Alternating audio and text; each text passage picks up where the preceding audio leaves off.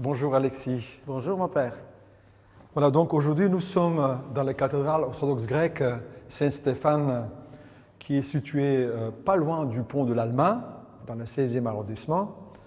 C'est un lieu de culte orthodoxe, mais également un vrai trésor que nous allons aujourd'hui découvrir grâce à Alexis Chrysostalis, qui est aussi co-auteur d'un livre sorti à l'occasion du centenaire de cette cathédrale. Commençons par le commencement. En effet, c'est plus logique, oui. Alors nous sommes ici devant cette plaque qui nous rappelle l'histoire, le début de l'histoire, comme vous dites. En 1890, donc, la première pierre a été posée pour cet édifice sous le règne de Georges Ier en Grèce et la présidence de Sadi Carnot en France. Et en souvenir également de ce que le grand donateur Démétrius Kylizi a voulu offrir à ses compatriotes, c'est-à-dire un endroit pour qu'ils se réunissent sur la terre française. À cette époque, les fidèles orthodoxes allaient ailleurs. Tout à fait. Donc évidemment, il y avait des Grecs à Paris depuis longtemps, et Kylizi, qui était un homme d'affaires, un banquier, qui voyageait beaucoup, en arrivant à Paris, est allé à la cathédrale russe, qui était la belle église que nous connaissons, rue Daru, une église de l'époque des tsars, évidemment. Il y est allé, et quand il a vu ce monument fantastique, il a pensé qu'il se devait un peu d'offrir à sa propre communauté, à ses compatriotes qui vivaient à Paris, un édifice du même rang et de la même qualité. Alors Kylizi a immédiatement trouvé ce terrain un peu exigu, rue Georges Bizet, mais quand même très bien situé dans Paris. Et les travaux ont commencé très vite. Ils ont duré 5 ans. Il réunit les meilleurs artistes de l'époque de Paris. La pose de la première pierre a eu lieu en 1890, mais Démétrios est mort avant la dédicace de cette église. Il n'a pas eu le temps de voir ce travail terminé. Ce sera son frère Paul, puis le frère cadet Jean qui va continuer le travail, si je puis dire, et la direction de tout ça jusqu'à ce que le monument soit accompli. C'est une très grande famille et c'est un très bon exemple de ces familles justement de la diaspora grecque auxquelles nous devons tant et qui sont responsables d'un grand nombre de monuments à travers l'Europe déjà. Par exemple l'église de Londres et l'église grecque Sainte-Sophie de Londres et l'église de Kalsou. La famille Kylizi, notamment le frère Paul, est responsable également de la construction de l'école théologique de Chalki au large de Constantinople, la grande école théologique du patriarcat œcuménique, fermée depuis 50 ans maintenant, mais qui est toujours là. Donc c'est une très grande famille et un très bel exemple de ce que les Grecs de la diaspora ont offert à cette nation. Et donc, Démétrios Kylizi a choisi des grands artistes, architectes que nous voyons sur cette plaque commémorative. Démétrius Kylizi a pris les meilleurs artistes de Paris spécialisés dans les monuments religieux. Donc, Vaudremer était un architecte très connu et très respecté à l'époque à Paris. Il était déjà membre de l'Académie, il avait eu le prix de Rome. Il est responsable de plusieurs bâtiments, surtout religieux à Paris, mais d'autres bâtiments aussi, par exemple Saint-Pierre de Montrouge, de l'église d'Alésia, du temple de Belleville, de la prison de Santé. Vous voyez, ce n'est pas seulement du religieux, de 2 lycées très connus à Paris, le lycée Buffon et le lycée Molière. Et donc il vient ici et avec lui, il choisit Charles Lamer, un peintre également très connu à l'époque, spécialisé dans les églises. C'était lui qui, par exemple, avait fait les cartons pour les mosaïques de la Madeleine. Il a fait certaines choses aussi à Saint-François-Xavier et c'est lui qui avait décoré la frise de l'ancien palais du Trocadéro qui a brûlé depuis, mais donc c'est un très grand nom aussi. Charles Lamer est aussi quelqu'un qui réfléchit aussi sur la réception, je dirais, de l'art byzantin et comment la concevoir et l'adapter à son époque.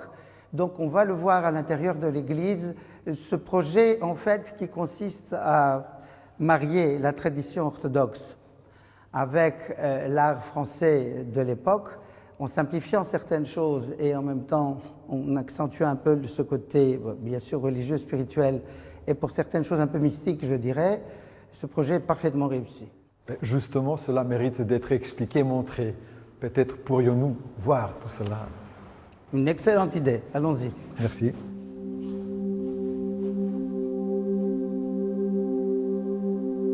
Vous voyez quel monument, quelle beauté, et évidemment, quand on découvre les détails, on voit bien qu'il s'agit d'un monument tout à fait dans la tradition chrétienne, puisque toute cette marche qu'il y aura vers l'autel est une marche vers le salut.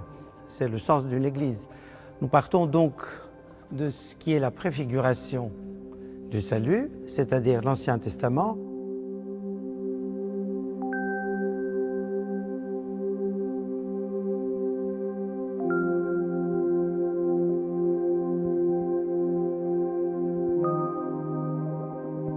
Et en avançant, nous allons avoir les événements et les fêtes du Nouveau Testament, puis évidemment l'autel où est célébrée l'Eucharistie. Tout ceci regarde vers l'Est, donc une vision eschatologique parfaitement respectée par les artistes qui ont réalisé cette très très belle église.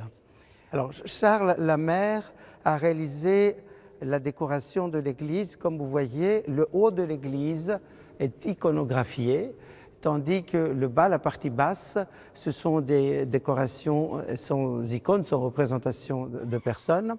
Le tout presque sur un fond côtelé, ce qui permet des jeux de lumière absolument merveilleux.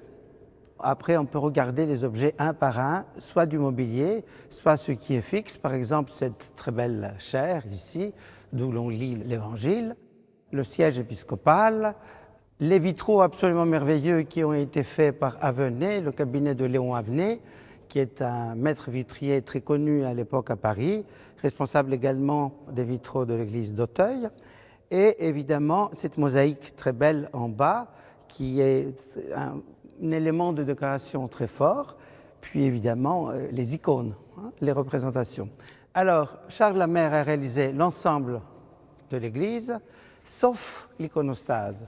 L'iconostase, c'est cette particularité, je dirais, des églises orthodoxes, qui est un mur qui sépare donc la nef centrale où nous nous trouvons maintenant du sanctuaire, et qu'on a confié à Ludwig Thiersch, un peintre allemand très connu qui vient de Munich, qui a travaillé à Munich déjà dans le palais de justice de cette ville, que le roi Georges Ier appréciait beaucoup, et donc il est responsable de plusieurs travaux à Athènes même, où il a décoré le Parlement, mais également des églises. Donc c'est quelqu'un qui représente cette mentalité du XIXe siècle de vouloir respecter la tradition byzantine, mais en la corrigeant. Ludwig Thiersch, qui avait fait ses études à Rome, lui aussi, est très inspiré donc par la réalité des églises proto-chrétiennes qu'il a vues à Rome. Il a donc trouvé un style qui est inspiré de Raphaël, je dirais, pour ses peintures qu'on voit sur l'iconostase, mais tout en restant donc dans cette tradition orthodoxe. Nous avons les deux portes qui s'ouvrent pendant la célébration, qui représentent l'Annonciation, dans la grande tradition orthodoxe, l'Annonciation qui est en fait l'annonce de la bonne nouvelle. Et à l'intérieur, nous avons l'autel où on va célébrer l'Eucharistie, qui, elle, conduit au salut et à l'union avec Dieu. Alors, nous avons dans la tradition orthodoxe, à droite des portes royales, l'icône du Christ, à gauche, celle de la Mère de Dieu, qui tient le Christ dans ses mains. Encore à la droite du Christ, Saint Jean, le précurseur, Saint Jean-Baptiste, qui annonce la venue, le dernier des prophètes. Puis évidemment, à gauche, à côté de la Mère de Dieu, le patron de l'Église. Ici donc, Saint Stéphane, l'archidiacre et protomartyr. Il y a un changement par rapport au travail des artistes d'origine qui a été fait ici dans les années 1955. Charles Lamère, qui avait dessiné et peint le Christ Pantocrator qui se trouve dans l'abside, au-dessus du sanctuaire, avait fait un dessin tout à fait dans son style à lui, bien sûr, et l'on a pensé à cette époque-là que, évidemment, c'était pas tout à fait, ça ne correspondait pas exactement à la tradition byzantine. On a donc fait venir de Thessalonique un peintre très connu, un iconographe très connu, et spécialiste donc de ce genre de choses, Polyklitos Rengos, qui a redessiné le Christ, il l'a retravaillé, mais en respectant parfaitement l'emplacement de la mer. Alors voilà le Christ qui est en fait l'objectif final de toute vie chrétienne, c'est-à-dire l'union avec le Christ, et qui nous bénit ici. L'église entière est marquée par certaines inscriptions, toutes d'inspiration johannique. On voit évidemment la référence à l'amour, puisque Dieu est amour, dit Jean dans une épître, puis évidemment l'évangile qui dit « Agapate allilus », aimez-vous les uns les autres, et évidemment la référence à l'Apocalypse avec cet alpha et l'oméga qu'on voit des deux côtés et qui représente évidemment le début et la fin dans l'alphabet grec, la première et la dernière lettre de l'alphabet grec. Et nous savons que dans l'Apocalypse, le Christ lui-même dit « Je suis l'alpha et l'oméga », donc le début et la fin de la vie. La coupole a un sens eschatologique aussi, et en même temps on voit bien l'origine romaine, je puis dire, de l'inspiration, puisque vous avez une Pentecôte à l'ancienne avec la Vierge dedans, et également au milieu nous avons une proetimasia, comme on dit, une etimasia on peut dire aussi, c'est-à-dire une préparation du trône. C'est vraiment la vision eschatologique. On voit un siège vide. Là-dessus, il y a un évangéliaire qui est posé, c'est la parole du Christ, et une colombe qui représente le Saint-Esprit. Voilà, donc l'église est une nef centrale que nous voyons ici. Il y a deux bas-côtés, séparés de 3 arcades, avec des petites lampes. Tous les luminaires sont tout à fait dans le style et dessinés par l'architecte lui-même, pour voir que c'est un projet unique dès le départ, même si les travaux ont dû durer longtemps. Et Charles Lamer s'est fait aider par le peintre Compan, puis son élève Piazza, qui a terminé le travail lorsque le maître est mort, parce qu'évidemment ce travail a continué longtemps. Et il faut imaginer la célébration de la dédicace de l'église en décembre 1895, présidée par un métropolite venu qui était déjà en Europe mais qui avait un siège près de Constantinople, le métropolite Germain d'Héraclée, devenu après patriarche de Constantinople. Et il aurait fallu attendre 100 ans après pour avoir un autre patriarche qui va célébrer ici. C'était le cas du centenaire, donc en novembre 1995, lorsque le patriarche actuel, Bartholomée Ier, a présidé une grande concélébration pour commémorer cet événement et rendre hommage aussi à la famille Schilizzi, à laquelle nous devons tous tout ceci.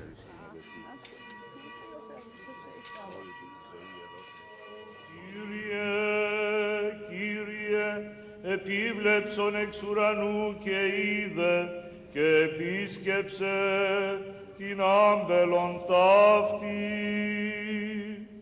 En 1995, à l'occasion du centenaire, le monument a été inscrit sur l'inventaire des monuments de la région Île-de-France, et donc à ce titre protégé.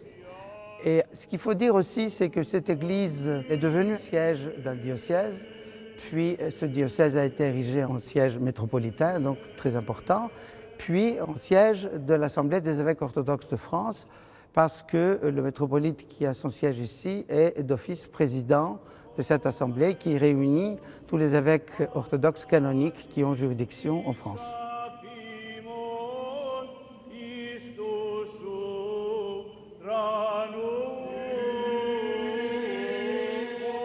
L'Église, comme on l'a dit, a été et est toujours et continuera, je pense, d'être le centre de la vie hellénique sur la terre française. Et ça a été marqué depuis longtemps par des événements très importants, par exemple. Une première chose, par exemple, c'est la mort en France et puis les premières, je dirais, funérailles, parce qu'il y en a presque eu 2 fois, pour l'homme d'État Venizelos, qui est mort ici. Et il y a eu ici donc une très grande célébration avant que son corps ne quitte la terre française pour aller en Crète, où il repose toujours. Un autre événement très connu, c'était le mariage d'Edith Piaf avec Théo Sarapo, qui a eu lieu ici. Donc Edith Piaf, à la fin de sa vie, a épousé un jeune grec. Le mariage a eu lieu ici. Plus tard, en 1977, Maria Callas, qui est morte à Paris aussi, a eu droit à des funérailles ici, dans cette cathédrale. Et évidemment, il y a aussi des grands événements purement religieux, je dirais. D'abord, cette cérémonie de dédicace en décembre 1895, avec la participation de plusieurs membres du clergé orthodoxe qui se trouvaient en Europe, dont le père Porphyrios Logothetis, qui était le premier recteur de cette église et qui est parti quelques années plus tard pour devenir archevêque du Sinaï, où il y a le monastère Sainte-Catherine, qui est un monastère orthodoxe. La liste des prêtres serait trop longue maintenant pour la donner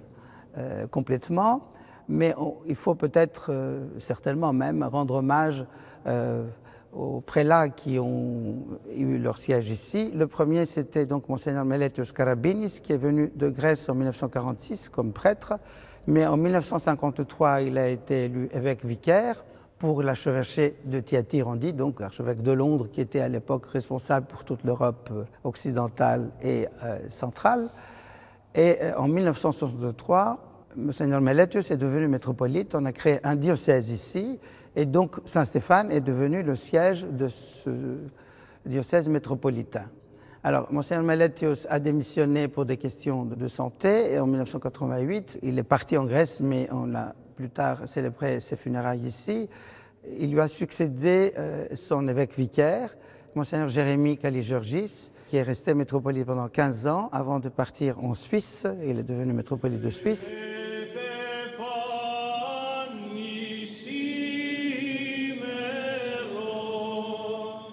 Et à lui a succédé après Monseigneur Emmanuel Adamakis de 2003 jusqu'à l'année 2021, c'est-à-dire l'année dernière. Et en 2021, le Saint-Synode du Patriarcat œcuménique a élu l'archevêque actuel, donc Monseigneur Dimitrios Ploumis, qui a été intronisé ici même en septembre 2021. Il y a eu la participation des autorités et également des fidèles qui sont venus le saluer. Un prélat qui était avant prêtre à Marseille, et nous avons ce jour-là vu l'amour qu'exprimaient ces paroissiens de Marseille pour comprendre que nous recevions quelqu'un qui allait être très aimé par ses ouailles, si je puis dire.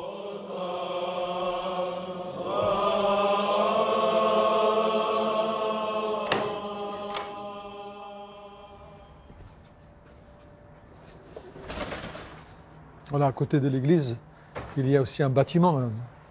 Bien sûr, un presbytère, ce qu'il dit penser à tout, je dirais. Donc dans le projet de Vaudremer, il y a eu cette petite cour où nous nous trouvons. D'un côté, ce bel édifice que nous venons de voir, l'église, et de l'autre côté, un presbytère. Alors à l'origine, il y avait le rez-de-chaussée et un étage. On a rajouté après 2 étages, le deuxième et le troisième, et ça a beaucoup servi, ça sert toujours évidemment, parce qu'il faut la résidence des clercs qui habitent ici, mais comme nous avons dit, c'est devenu également le siège de l'Assemblée des évêques orthodoxes de France, donc il y a des bureaux du diocèse. Il faut dire que la première école grecque de Paris a fonctionné ici, dans la salle où siège maintenant l'Assemblée des évêques orthodoxes de France. Vous voyez comment l'histoire peut évoluer. Nous avons ce bâtiment ici qui abrite toute cette activité du diocèse, de la paroisse, et aussi, lorsqu'il le faut, les grandes manifestations de l'Assemblée des évêques. Et à cette occasion, je peux dire, par exemple, il y a eu quelques effets très marquants, comme en 1998, lorsqu'il y a eu ici, dans cette belle église, l'ordination épiscopale du métropolite Joseph, du patriarcat de Roumanie. Et c'était une très belle manifestation de l'unité de l'Église orthodoxe.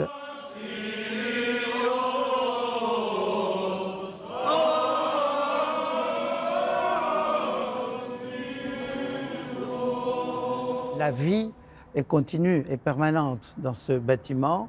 Et c'est très bien de trouver un endroit où il y a 3 plans, je dirais, superposés. Une paroisse avec sa vie quasi quotidienne, un diocèse, puis évidemment ce regroupement des évêques au sein de l'Assemblée des évêques orthodoxes de France. Un autre point qu'il faut absolument signaler, c'est que cette assemblée a succédé au comité interépiscopal puisque la France est un pays pionnier pour ça. Monseigneur Meletios, de bienheureuse mémoire, avait réuni ici quelques personnes il y a très longtemps, et puis tous ceux qui ont eu l'idée de fonder cette instance qui réunissait les évêques canoniques orthodoxes qui étaient en France. Ce système s'est généralisé après un accord pan-orthodoxe et les accords de Chambézy, et on a créé ces assemblées donc maintenant.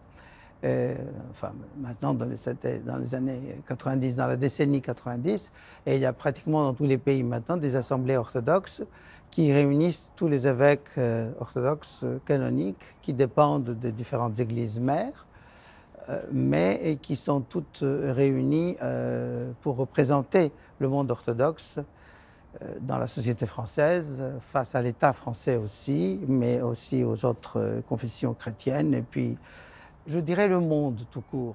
Merci Alexis pour cette visite. Et maintenant, je vous invite à rencontrer quelqu'un qui va nous parler de la communauté hellénique de Paris.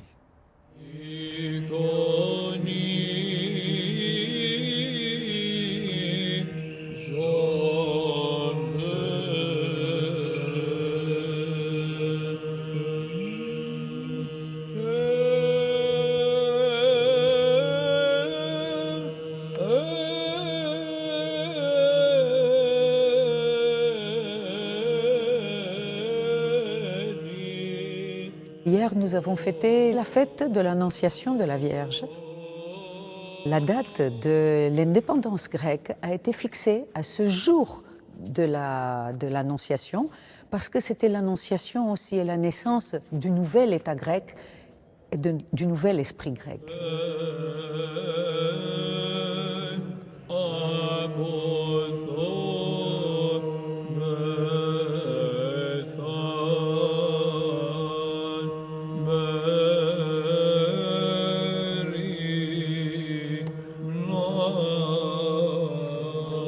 Avant de vous dire qui sont les Grecs, je vais vous dire que notre communauté est une des plus anciennes communautés qui existent en Europe, puisqu'elle a été fondée en 1923 par des migrants qui sont arrivés d'Asie mineure. Après l'échange de population de 1922, en 1923, Paris, Marseille ont été les deux grandes villes qui ont accueilli ces Grecs. Et donc notre association, c'est une des grandes associations historiques de France. Autrefois, il y a eu toutes les couches sociales étaient représentées puisqu'il y a eu des migrations de différentes sortes, comme ceux des personnes qui sont venues d'Afrique, ceux qui sont venus dans les années 60, les gens qui sont venus par la dictature. Les nouveaux migrants, ce sont des Grecs qui sont venus par les migrations économiques.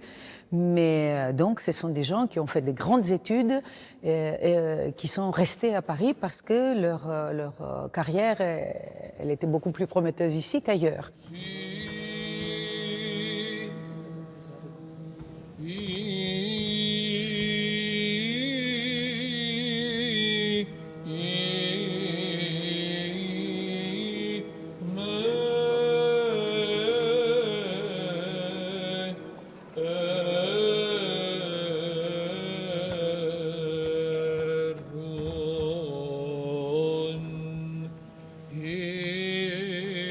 Nous avons des multiples activités. Tout d'abord, nous nous occupons d'enseigner la langue grecque à tous ceux qui sont issus de l'immigration, mais aussi à ceux qui désirent apprendre la langue grecque. Donc, nous avons des cours pour les enfants, les mercredis, les vendredis, les samedis. Mais tous les jours, à la Maison de la Grèce, nous avons aussi des cours d'adultes pour diffuser cette langue beaucoup plus largement, disons. Voilà. En dehors de ça, nous avons un rôle qui est un rôle culturel. Nous faisons la promotion des créateurs grecs, qu'ils soient littéraires, des peintres, etc., qui ont besoin de se faire connaître par un public grec, mais aussi par un public français. Donc nous faisons cette jonction en organisant des manifestations qui les concernent.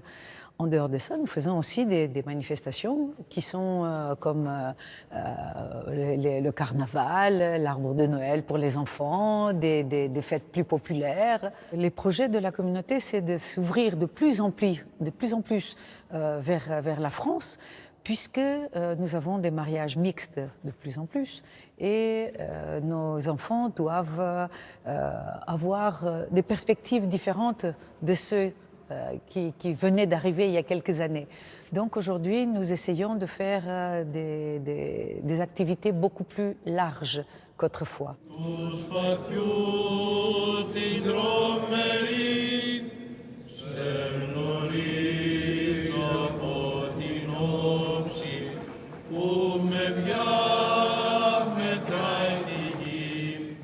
Ainsi se termine notre visite de cette cathédrale, mais nous vous demandons de rester encore avec nous pour écouter le message de Pâques des évêques orthodoxes de France prononcé par le métropolite Démétrios du patriarcat œcuménique. Enfants bien-aimés dans le Christ est ressuscité. Au nom de mes frères les évêques membres de l'Assemblée des évêques orthodoxes de France, je vous adresse un message de joie et de paix à l'occasion de la résurrection de notre Seigneur Dieu Sauveur Jésus-Christ.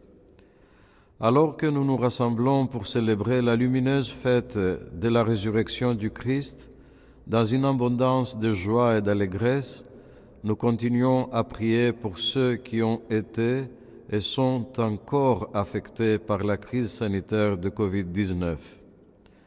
En cette matinée glorieuse, aube du 3e jour, tout est empli de lumière, car le Seigneur embrasse toutes choses de sa présence vivifiante.